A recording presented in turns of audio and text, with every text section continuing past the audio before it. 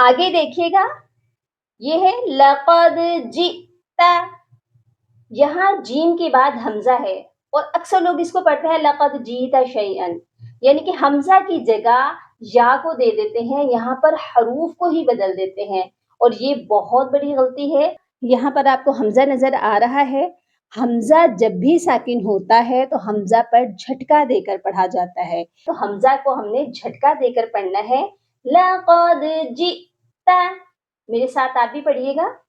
ये पढ़ा जाएगा लक़द जिता शैअन नुक्रा। शैअन, इस वाले हमजा को हमने नून मुशद्दद के साथ मिलाना है और गुन्ना भी करना है। क्लियर हो गया? उम्मीद है आपको आज का सबक बहुत अच्छे से समझ आ चुका है।